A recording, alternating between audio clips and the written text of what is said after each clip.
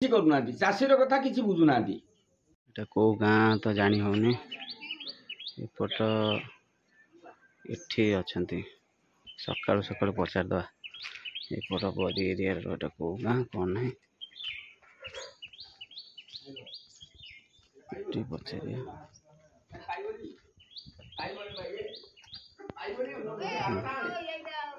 ଏଇ ପଚାରିଦେଲେ ହବ।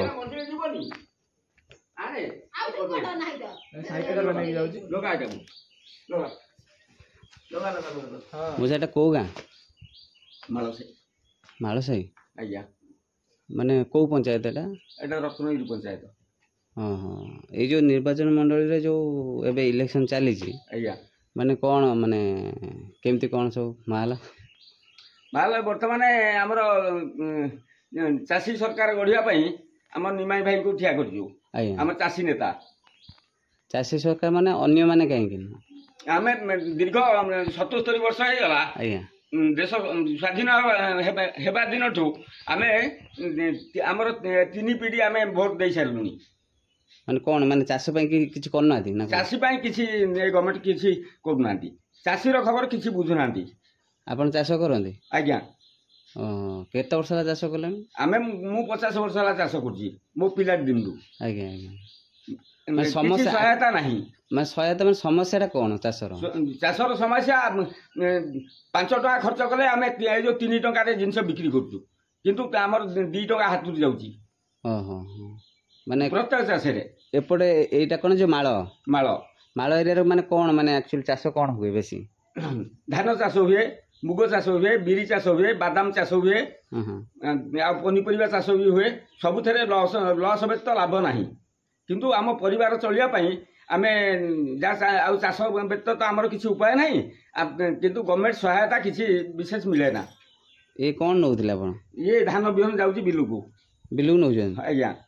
ମାନେ ଆକ୍ଚୁଆଲି ଏପଟେ କେତେ % ମାନେ ଚାଷୀ ଅଛନ୍ତି? ଚାଷୀ ଆମର ତ ପ୍ରାୟ 70 ଭାଗ ଚାଷୀ। 70 ଭାଗ ଚାଷୀ? ଆଜ୍ଞା। ମାନେ ସମସ୍ୟା ମାନେ କଣ କଣ ହେଲେ ସରକାର କଲେ ବେଟର ହବ? ଆମେ ଭାବୁଛୁ ଚାଷୀକୁ ସହାୟତା 5,000 ଟଙ୍କା ମାସକୁ ସହାୟତା ଦେଲେ ଆମେ ଯୋଉ ଖୁସି ହେବୁ। କାହିଁକି ନା ଆମର ଧୋଇ ନଷ୍ଟି ଭଲ ମନ୍ଦ ଯାହା ହେଲେ ଆମେ ଆଉ ଗଭର୍ଣ୍ଣମେଣ୍ଟ ପାଖରେ ହାତ ବଢେଇବୁନି। ଆମର ବର୍ଷକୁ ଯୋଉ 12 ମାସରେ ଆମର ମାସକୁ 5,000 ଟଙ୍କା ଆସିବା ଦରକାର ଆମ ଖାତାକୁ। ଆସିଲେ ଆମର ଧୋଇ ନଷ୍ଟି ଭଲ ମନ୍ଦ ବନ୍ୟା ବାତ୍ୟା ଏସବୁ ହେଲେ ଆମର କିଛି ଗଭର୍ଣ୍ଣମେଣ୍ଟ ସହାୟତା ଦରକାର ନାହିଁ। ଏଇ ଯୋଉ ହେଇଛି ଯୋଉ କୃଷକ ଯୋଜନା ହେଇଛି କଣ ଗୋଟେ ହେଇଛି ଯୋଉ ତାର କଣ କିଛି ବେନିଫିଟ ପାଉନାହାନ୍ତି? ବେନିଫିଟ କାହିଁକିନା ଯୋଉଟା କରିଛନ୍ତି 5 ଟଙ୍କା ଜାଗାରେ 3 ଟଙ୍କା ଦଉଛନ୍ତି। ଆଉ ଦରକାର ପଡ଼ିଲେ ବି ସମୟ ସମୟ କିଛି ବି ମିଳୁନି। ନାଇଁ ସେପଟେ ଯୋଉ ପୁରୁଣା ଯୋଉ ଆଉ ଜଣେ ଭାଇ କହିଲେ ଯେ ପାଣି ଯୋଉ ପ୍ରୋବ୍ଲେମ ଅଛି ଆକ୍ଚୁଆଲି କଣ ପାଣି ପ୍ରୋବ୍ଲେମ ଅଛି? ପାଣି ପ୍ରୋବ୍ଲେମ ହଉଛି। ପାଣି ପ୍ରୋବ୍ଲେମ ଆଜ୍ଞା। ମାନେ ସେଟା କଣ କଲେ ସର୍ଟ ଆଉଟ୍ ହବ? ଆମର ପାଣି ନିଷ୍କାସନ ପାଇଁ ଯୋଜନା କରାଯାଉ ଆଉ ଜଳସେଚନ ପାଇଁ ସୁବିଧା କରାଯାଉ। ଓହୋ ମାନେ ଏପଟେ ଯୋଉ ଅଛନ୍ତି ଯୋଉ ଧର ବିଜେଡି କଂଗ୍ରେସ ବିଜେପି କଣ ସେମାନେ କିଛି କରୁନାହାନ୍ତି? ସେମାନେ କିଛି କରୁନାହାନ୍ତି। ଚାଷୀର କଥା କିଛି ବୁଝୁନାହାନ୍ତି। ଯୋଉ ଚାଷୀ ସରକାର ଯୋଉ କହିଲେ କିଏ ଛିଡା ହେଇଛନ୍ତି? ଆମର ନିମାଇ ରାୟ ବାଲିଆର ଆମେ ଆମ ନିର୍ବାଚନ ମଣ୍ଡଳୀରେ ଠିଆ ହେଇଛନ୍ତି। ସିଏ ଛିଡା ହେଲେ କଣ ମାନେ ସବୁ କରିଦେବେ? ସିଏ ଆମର ବିଧାନସଭାକୁ ଗଲେ ସିଏ ଆମର ବିଧାନସଭାରେ ଆମର ଚାଷୀଙ୍କ କଥା ସେ ପକେଇବେ।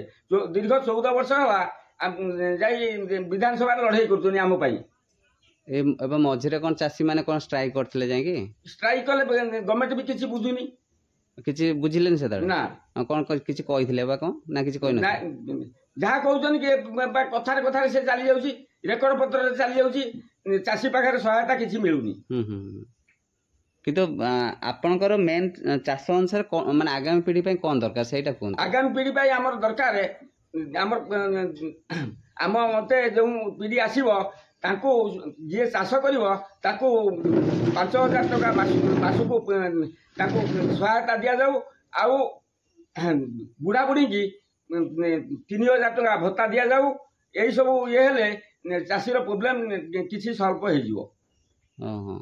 ଇଏ ସବୁ କଣ ବୋଇକି ନେବେ ଆପଣ ପୁରା? ଆଜ୍ଞା ମୁଣ୍ଡେଇକି କିଛି ଯିବ ତାପରେ ଗାଡ଼ି ସାଇକେଲରେ ଏମିତି ଯାଇକି ବର୍ତ୍ତମାନ ବୁଣାବୁଣି ହବ ସକାଳୁ ସକାଳୁ ରେଡି। ଆଜ୍ଞା ଆଉ ଖରା ଯେମିତିଆ ଖରା ହଉଛି ତ 10ଟା ପରେ ଆଉ ବିଲକୁ ଯିବାକୁ ବି କେହି ମନ କରିବେନି। ଚାଷୀ ଲୋକ ବୋଲି ଆମେ ଯାଇକି ବିଲରେ ଖରାରେ ହେଇପାରୁଛୁ। ଯୋଉ ଅଫିସିଆଲ ଲୋକ ବସିଛନ୍ତି ଏସି ରୁମରେ ସେମାନେ 5 ମିନିଟ୍ ଆମ ସାଙ୍ଗରେ ଯେବେ ଯିବେ ବିଲକୁ 5 ମିନିଟ୍ ଭିତରେ ତାଙ୍କୁ ଷ୍ଟ୍ରୋକ୍ ହେଇଯିବ। ଆମର ସେ ଅଭ୍ୟାସ ହେଲାଣି ଆମେ ବେଳୁ ଖଟି ଖଟିକା ଆସିଛୁ ଆମେ ଖଟି ପାରିବୁ। ଆଗାମୀ ପିଢି ତ ଆଉ ଖଟି ପାରିବେନି। ଆଗାମୀ ପିଢିକି ପିଲାମାନେ ଯେମିତି ଇଏ ହେଲେଣି ଯଦି ଚାଷର କିଛି ସହାୟତା ନ ହୁଏ ତାହେଲେ ବି କୌଣସି କଥା ହେଇପାରିବ ନାହିଁ। ଆଉ ଆଗାମୀ ପିଢିରେ ବି ଚାଷ ବନ୍ଦ ହେଇଗଲେ ବେଶ ଲୋକମାନେ କ'ଣ ଖାଇବେ କ'ଣ କେମିତି ବଞ୍ଚିବେ ସେଇଟା ବି ଅସମ୍ଭବ। ମାନେ ଆଗାମୀ ପିଢି ପାଇଁ ଆପଣଙ୍କର ଏସବୁ ଯୋଜନା ଦରକାର। ଯୋଜନା ଦରକାର। ଆଜ୍ଞା ଆଜ୍ଞା ଠିକ୍ ଅଛି ଧନ୍ୟବାଦ ଧନ୍ୟବାଦ।